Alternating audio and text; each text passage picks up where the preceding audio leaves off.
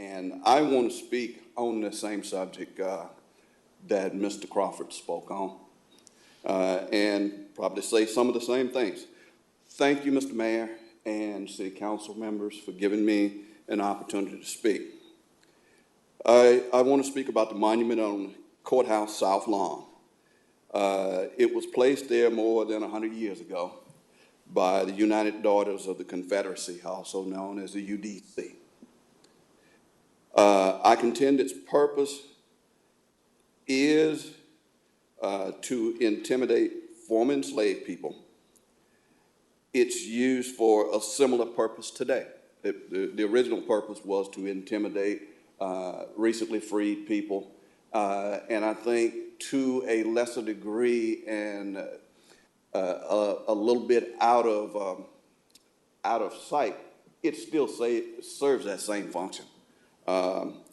No doubt many present here tonight have not experienced the intimidation that the statue represents.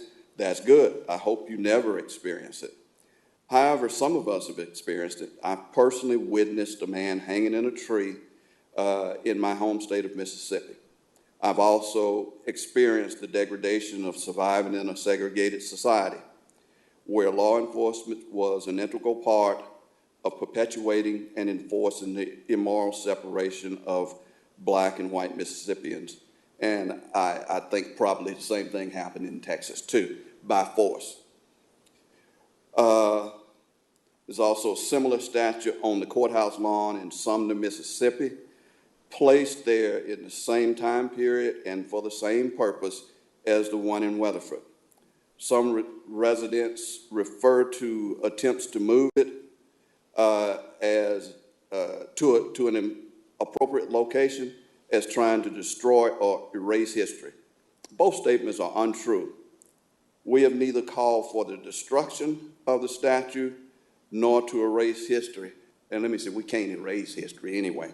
That's merely a tired talking point. The statue represents an immoral part and period in American history.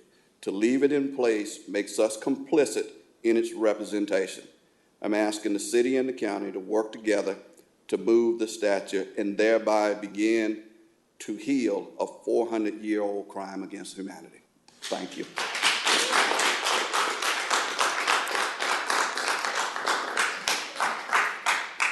Mr. Burnett, thank you for being here, sir.